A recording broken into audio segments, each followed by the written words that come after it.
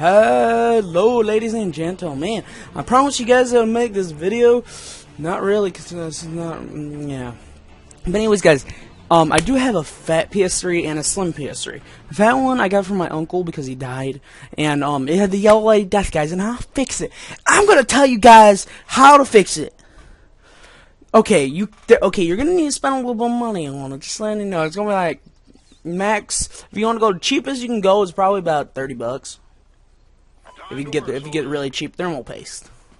I paid $20 for my thermal paste, and I paid. Okay, the total came out to my way I fixed it was about $40, $50. Yeah. So that's how much it cost me. You can go for cheaper, but I wanted to get a little bit more expensive stuff, so it like. So it did it. I spent some of my birthday money on it, so I was like, you know what? Screw it. I want it fixed. Yeah, guys, I took apart a PS3 Fat original, and I fixed it. I put it together. I took it apart. The yellow LED death. There's like a CPU and a GPU. I think that's that's in there. You take a heat gun and you heat the motherboard up. Okay, you first take it apart. There's a little thing like slides off the top. I'll link the video to where I figured out how to fix the PS3 in the description. So go check that out if you guys are looking for that. So yeah, and also, what else? I'm thinking. Oh yeah, then you take the DVD-ROM out. DVD-ROM. There's a ribbon tie that ties it to the motherboard. I don't recommend taking the ribbon tie off of the motherboard because it's really difficult to put back on. I had to take apart the PS3 again because the disk drive wasn't working because of that issue. It took about 5 hours for me to fix, to get it up and running perfectly. It's working, but the fan is a little loud in the Fat Boy PS3s. I don't know, I use my Slim for competitive gaming. That's what I use to record all my gameplay with my HD PVR. But yes, yeah. Okay, yes. What else? Okay, you take the DVD-ROM out. Then there's a power supply.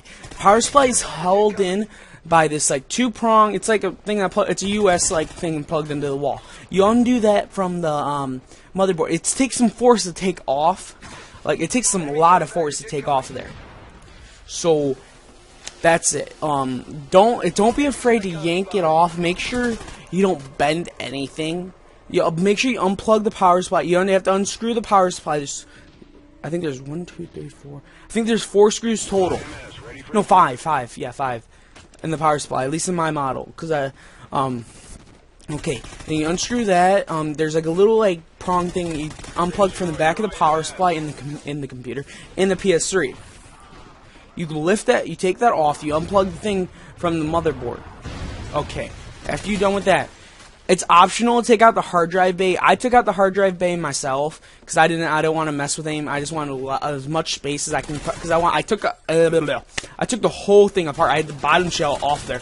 I ran it underwater because it was so dusty. Because my uncle didn't really keep it in the clean environment, so it was so dusty. I took it apart. There's so much dust in it. I just let it sit. So then after that, while I was drying, I went up to Radio Shack to get some crystal silver thermal paste. It was for 2 of them was not $20, and it was 3.5 grams in both of them. But that thermal paste is going to use me also for my computer rig that I'm going to be putting together. Okay. I will link the stuff in the description where you can get this, and if you can get a used PS3 off eBay for $20 with the yellow light death, $50 fix for a $200 system. Dude, go right for it. Man, I would. Yeah. And then you take the motherboard, then you get the heat gun. I went to Lowe's to get a heat gun. Walmart didn't have them cheap, but I had to get the one in the back. I had to get the good because I didn't want it because I'm gonna be using this basically for a long time. But also you need your heat gun. Then you heat up the motherboard. Like, just go all over the motherboard a couple times. You need to heat it up.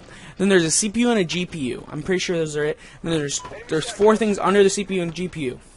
You want to heat those up for at least 20 seconds. I did mine all the way in a circle, rotating around them. and that worked for me.